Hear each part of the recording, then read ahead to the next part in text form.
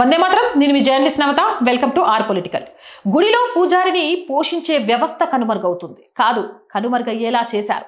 ఇది ఒక పథకం ప్రకారం జరిగింది. గుడిలో పూజారికి కడుపు నిండకపోతే ఆ దేవుడు చూపిన వేరే దారి వెతుక్కుంటాడు, కానీ పూజారిగా ఉండడు. అప్పుడు గుడి ఉండదు, దేవుడికి పూజలు ఉండవు. మనం గొప్పగా చెప్పుకునే భారతీయ సంస్కృతి అసలే ఉండదు. ఎందుకంటే గుడులే సంస్కార కేంద్రాలు కాబట్టి.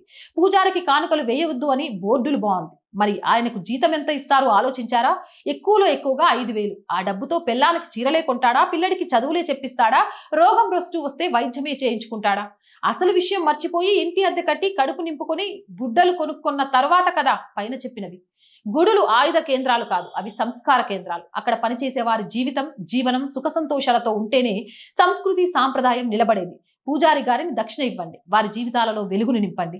అప్పుడే భారతీయ సంస్కారాలు 10 కాలాలు నిలబడతాయి. ప్రతి ఒక్కరూ తెలుసుకోవాలనే ఉద్దేశంతో ఈ వీడియో చేస్తున్నా. అలాగే మళ్ళీ ఫస్ట్ వచ్చేసిందండి శాలరీస్ మిగిలిన వాటితోటి నిజంగా ఆర్ బాయ్స్ ఆర్థికంగా చాలా అతలాకుతలం అవుతుంది. ప్లీజ్ ఈరోజు మీ ఆర్థిక చేయుత మాకు చాలా చాలా అవసరం.